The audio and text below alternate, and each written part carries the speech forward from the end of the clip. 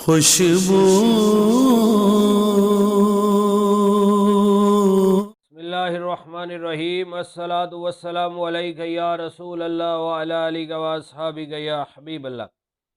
معزز ناظرین و سامعین، حضرت منصور بن عمار رحمۃ اللہ علیہ بہت بڑے اللہ کے ولی گزرے ہیں، نیک بندے گزرے ہیں۔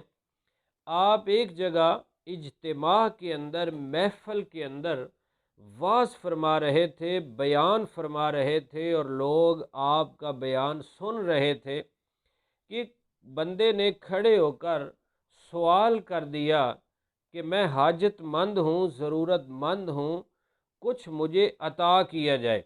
تو اللہ کے نیک بندوں کی بارگاہ میں آنے والا مایوس نہیں لوٹتا، کیونکہ ان کی ایک عادت ہوتی ہے لا طمع لا منع لا جمع۔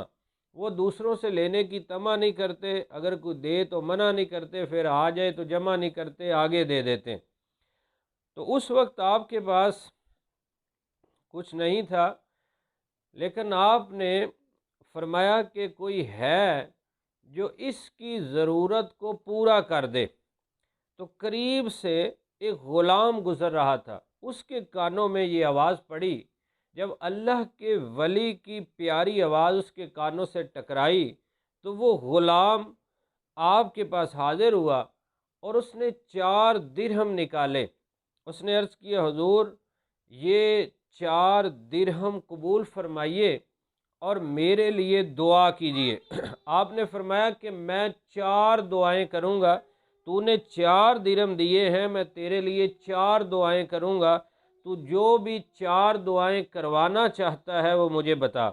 اس نے عرض کیا حضور پہلی دعا کر دو میں غلام ہوں، میں آزاد ہو جاؤں، اور دوسری دعا کر دو کہ 4 درہم میں نے اللہ کی رضا کے لیے اس کی راہ میں دیے ہیں، اللہ اس کا مجھے بدلہ عطا فرما دے۔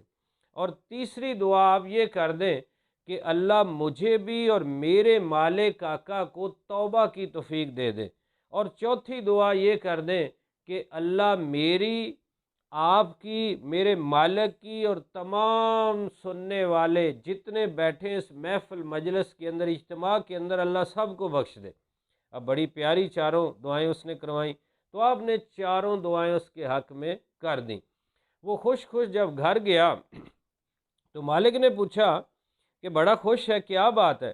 اس نے کہا اللہ کے ایک ولی کی محفل سے، اجتماع سے آ رہا ہوں، اور میرے پاس 4 درہم تھے، 4 درہم وہاں سوال کرنے والے سائل کو دیے ہیں، اور میں نے اللہ کے ولی کی زبان سے 4 دعائیں لے لی ہیں۔ اس نے کہا بتا کون سی دعائیں کرائیں؟ اس نے کہا پہلی دعا کروائی ہے کہ میں غلام ہوں، مجھے آزادی مل جائے۔ دوسری دعا کرائی ہے کہ میرے مال کا بدلہ مل جائے، 4 درہم دیے۔ تیسری دعا کرائی ہے کہ مجھے بھی اور میرے مالک یعنی آپ کو توبہ کی توفیق مل جائے۔ چوتھی دعا کروائی ہے کہ اللہ میری اور منصور بن عمار اور میرے مالک آپ کی اور سب کی بخشش ہو جائے۔ تو مالک نے کہا کہ سنو، پہلی دعا تم نے کروائی کہ تو غلامی سے آزاد ہو جائے، جا میں نے تجھے آزاد کر دیے۔